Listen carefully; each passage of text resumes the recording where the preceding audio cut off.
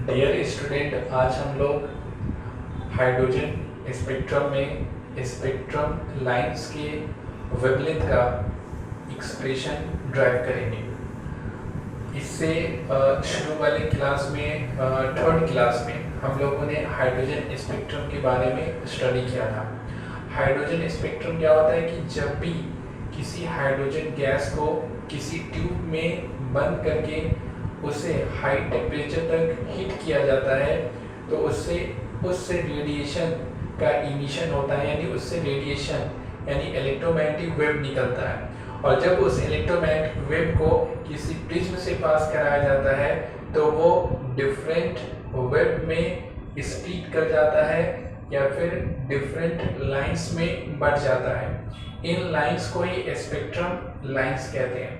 और इन spectrum lines का wavelength क्या होगा उसका हम लोग एक्सप्रेशन ड्राइव करेंगे। वहाँ पे हम लोगों ने देखा था कि हाइड्रोजन स्पेक्ट्रम में जो स्पेक्ट्रम लाइंस मिलता है वो उसका वेवलेंथ वो डिस्क्रीट नेचर का होता है, कॉन्टिन्यूअस नहीं होता है। तो यहाँ पर हम लोग ड्राइव करेंगे इसका एक्सप्रेशन। तो इसके लिए हम लोग इनिशिएट कहाँ से शुरू करेंगे? तो बोर मॉडल में हम लोगों ने बोर के एटॉमिक मॉडल में हम लोगों ने पढ़ा था कि जब किसी इलेक्ट्रॉन को एनर्जी दिया जाता है, जैसे कि यहाँ पे हम लोग देख सकते हैं कोई हाइड्रोजन एटम है, उसमें सपोज दैट इलेक्ट्रॉन इस वाले ऑर्बिट में रिवॉल्व कर रहा है। जब इस इलेक्ट्रॉन को बाहर से यानी एक्सटर्नल एनर्जी दिया जाता है तो ये इलेक्ट्रॉन जंप कर करके लोअर ऑर्बिट से हायर ऑर्बिट में चला जाता है। ये यहाँ थोड़ी देर रहता है, उसके बाद वापस रिटर्न होता है। जब ये वापस रिटर्न होता है तो एक्स्ट्रा एनर्जी को जिसको इसने जाते समय लिया था उस एक्स्ट्रा एनर्जी को फोटोन के रूप में इमिट कर देता है, यानी या फिर कहेंगे रेडिएशन के या इलेक्ट्रोमैग्नेटिक वेव के फॉर्म में इमिट कर देता है। तो यहाँ पर जब इलेक्ट्रॉन रिटर्न बैक होता है तो ये एक्स्ट्रा एनर्जी को फोटोन के रूप में इमिट कर देता है। और हम लोग जानते हैं कि अगर किसी फोटोन का फ्रीक्वेंसी अगर न्यू है तो उसका एनर्जी हो जाता है, एनर्जी का फॉर्मूला होता है h न्यू। और हम लोगों ने ये देखा था कि फोटोन का एनर्जी सेकेंड ऑर्बिट के एनर्जी और फर्स्ट ऑर्बिट के एनर्जी के डिफरेंस के बराबर होता है। और ये वाला हम लोगों ने वहां पर फॉर्मूला देखा था, h nu equal to E2 minus E1, जहाँ E2 सेकेंड ऑर्बिट का एनर्जी है या फिर हायर, सेकेंड से ज्यादा अच्छा रहेगा कहेंगे हायर ऑर्बिट का एनर्जी है, और E1 का मतलब लोअर ऑर्बिट का एनर्जी है, और h न्यू इमिट किए गए फोटोन का एनर्जी है। तो हम लोगों ने बोर मॉडल में इस चीज को पढ़ा था कि h न्यू इक्वल टू होता है E2 माइनस E1। जब इलेक्ट्रॉन को एक्सटर्नल एनर्जी दिया जाता है वो लोअर ऑर्बिट से हायर ऑर्बिट में चला जाता है, और आफ्टर सम टाइम्स जब वो रिटर्न बैक होता है तो एक्स्ट्रा एनर्जी को फोटोन के रूप में इमिट करता है, और उस फोटोन का एनर्जी हायर ऑर्बिट के एनर्जी और लोअर ऑर्बिट के एनर्जी के डिफरेंस के बराबर होता है। तो हम लोग क्वेश्चन हमारा लिखा है derive the expression of wavelength of the spectrum lines और इन द हाइड्रोजन स्पेक्ट्रम। शुरू करेंगे from the Bohr's atomic model. We know that h nu equal to होता है E2 माइनस E1। इसके बाद लिखेंगे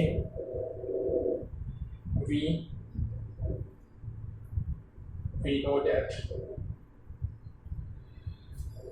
हम लोग जानते हैं कि किसी भी वेव का स्पीड उस वेव के फ्रीक्वेंसी और वेवलेंथ इन दोनों के मल्टीपल के इक्वल होता है। किसी भी वेव का स्पीड उस वेव के फ्रीक्वेंसी और वेवलेंथ के मल्टीपल के इक्वल होता है।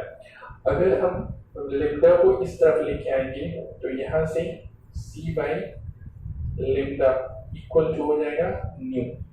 अगर न्यू का वैल्यू इक्वेशन फर्स्ट में पुट करते हैं तो यहाँ से लिखेंगे putting the value of nu in question first. तो फर्स्ट में जब पुट करेंगे तो ये इक्वेशन हो जाएगा, यहाँ से लिखाएगा h और न्यू की जगह पे रखाएगा c बाई लेमडा। तो c by lambda equal to होगा E2 minus E1। Also we know that हम लोग ये भी जानते हैं कि किसी भी ऑर्बिट में रिवॉल्व करते हुए इलेक्ट्रॉन का एनर्जी, उसका फॉर्मूला होता है E equal to minus E के power 4 m by 8 pi epsilon naught का स्क्वायर h स्क्वायर और n स्क्वायर। हम लोगों ने पहले वाली क्लासेस में इसको ड्राइव किया था इस फॉर्मूला को। अब अगर सपोज दैट लोअर ऑर्बिट का एनर्जी को E1 से इंडिकेट करते हैं और लोअर ऑर्बिट को N1 से, उसका नंबर को N1 से इंडिकेट करते हैं, या फिर कहेंगे फर्स्ट ऑर्बिट को ऐसे मान लेते हैं। तो फर्स्ट ऑर्बिट में रिवॉल्व करते हुए इलेक्ट्रॉन की एनर्जी को E1 से और फर्स्ट ऑर्बिट को इंडिकेट करेंगे N1 से। इसी तरीके से हायर ऑर्बिट को E2 से और हायर ऑर्बिट के नंबर को N2 से, या फिर सेकेंड ऑर्बिट को E2 से और सेकेंड ऑर्बिट के नंबर को N2 से, इस तरह से थर्ड ऑर्बिट को N3 से। तो इसी फॉर्मूला को अगर हम लोग लोअर ऑर्बिट के लिए लिखना चाहें या फर्स्ट ऑर्बिट के लिए, तो यहाँ पे लिखाएगा देन इस हिसाब से ये चेंज हो जाएगा।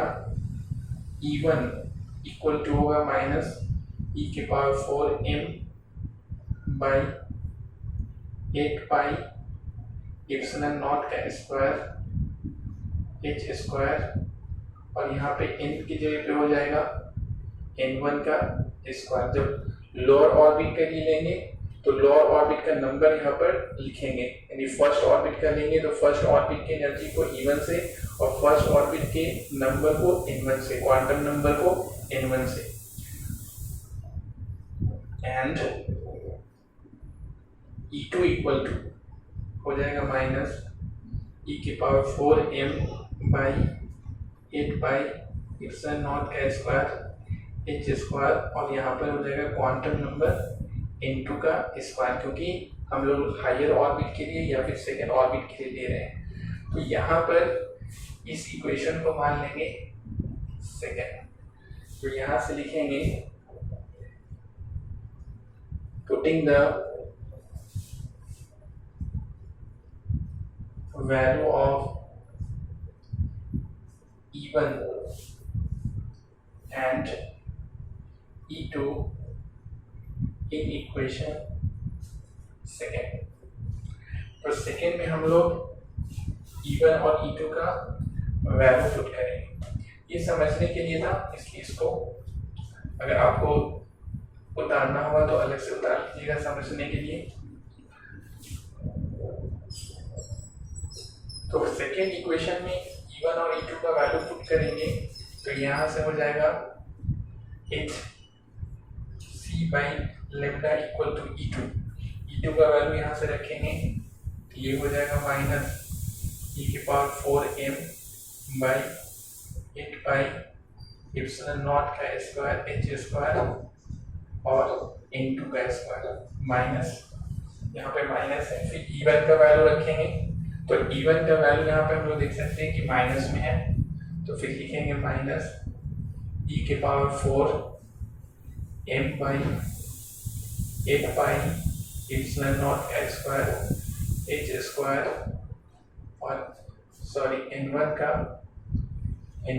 स्क्वायर। ये हो जाएगा हमारा इस तरह से। फिर आगे बढ़ेंगे h c by lambda equal to यहाँ से लिखाएगा माइनस के power 4 m by 8 pi epsilon naught का स्क्वायर h स्क्वायर N2 का स्क्वायर और माइनस माइनस प्लस e के power 4 m by 8 pi epsilon naught का स्क्वायर h स्क्वायर N1 का स्क्वायर। यहाँ से हम लोग लिख सकते हैं AC बाई लेमडा, इसको पहले लिखेंगे इसको बाद में लिखेंगे। ये हो जाएगा e⁴m by 8 pi epsilon not का स्क्वायर h स्क्वायर n1 का स्क्वायर, फिर इसको लिखेंगे ये वाले को, तो e⁴m by 8 pi epsilon not का स्क्वायर h स्क्वायर और n2 का स्क्वायर, यहाँ पे n2 है, n2 का स्क्वायर। तो यहाँ से हम लोग क्या कर सकते हैं, कॉमन ले सकते हैं e⁴m 8 पाई एप्सिलॉन नॉट का स्क्वायर h स्क्वायर, ये सब को हम लोग कॉमन ले सकते हैं। तो यहाँ से कॉमन लेंगे तो AC by lambda equal to हो जाएगा e⁴m by 8 pi epsilon naught h square, common हो गया। यहाँ बचेगा 1 बाई n1 का स्क्वायर माइनस 1 बाई n2 का स्क्वायर, बाकी सब तो कॉमन हो गया, ये पूरा कॉमन हो गया, इससे ये पूरा कॉमन हो गया। अब HC को इस तरफ लेके जाएंगे तो यहाँ पर हम लोग लिख सकते हैं HC को इस तरफ लेके जाएंगे तो ये बचेगा 1 बाई लेमडा इक्वल टू, ये हो जाएगा e⁴m by 8 pi epsilon not का स्क्वायर और h को गुना करेंगे तो h स्क्वायर और h, तो h क्यूब हो जाएगा और यहाँ पे c आ जाएगा और ये हो जाएगा 1 बाई n1 का स्क्वायर माइनस 1 बाई n2 का स्क्वायर। इसके बाद देखेंगे 1 by lambda equal to r और ये हो जाएगा 1 बाई n1 का स्क्वायर माइनस 1 बाई n2 का स्क्वायर। ये हमारा फाइनल रिजल्ट आ गया। आप कहेंगे कि ये कहाँ चला गया, तो ये पूरे की जगह पे r लिखा गया। ये सब कांस्टेंट है, चेंज नहीं होने वाला है। e का वैल्यू भी, m का वैल्यू भी, 8 pi epsilon naught h c, ये सब, तो इन सब को गुना, इन सब के जगह पे r लिखा गया। लिखेंगे वेयर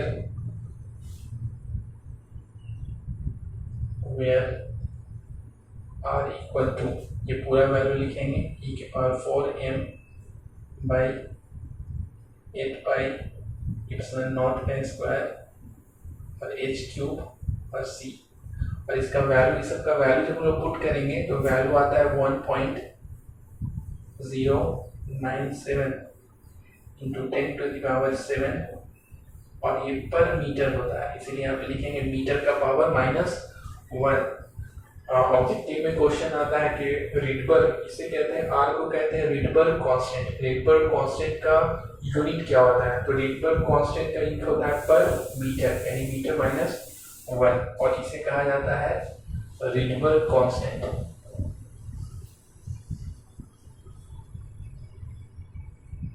RYDBERG,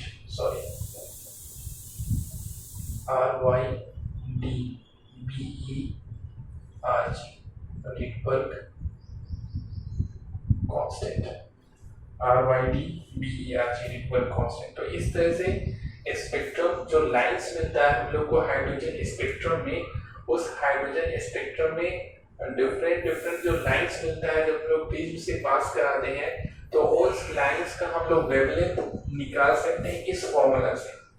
अगर क्वेश्चन में कहेगा कि एक इलेक्ट्रॉन सेकेंड ऑर्बिट से फर्स्ट ऑर्बिट में रिटर्न होता है, तो जो रेडिएशन होगा या फिर जो फोटोन इमिट होगा उसका वेवलेंथ कितना होगा। तो सेकेंड ऑर्बिट से फर्स्ट ऑर्बिट में आ रहा है तो n2 की जगह पे 2 लिखाएगा और n1 की जगह पे 1 लिखाएगा।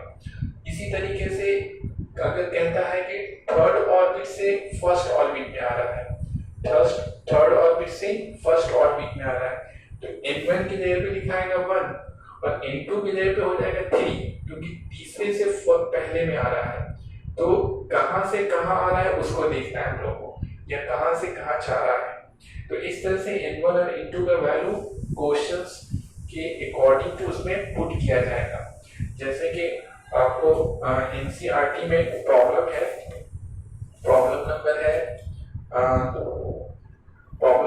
नंबर है 12.6, ये आप होमवर्क में बना सकते हैं। 12.6 होमवर्क में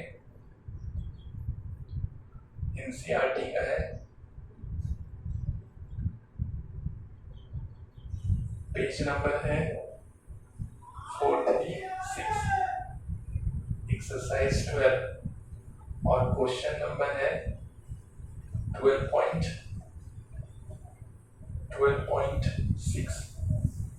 ये क्वेश्चन हम बना सकते हैं। 12.6 वाले क्वेश्चन में कह रहा है कि इलेक्ट्रॉन ग्राउंड स्टेट में है और वहां से वो चला जाता है किसमें, 4 में। शुरू में ग्राउंड में था, 4 में चला जाता है एनर्जी लेके, तो 4 में से वो फर्स्ट में आएगा। तो n1 का वैल्यू हम लोग रखेंगे 1 और n2 का वैल्यू रखाएगा 4। तो इस तरह से और r का वैल्यू पुट करके हम लोग इसे कैलकुलेट कर सकते हैं। तो इस तरह से इसको कोशिश कीजिएगा बनाने के लिए, इस तरह से इसको कॉपी कर लीजिए।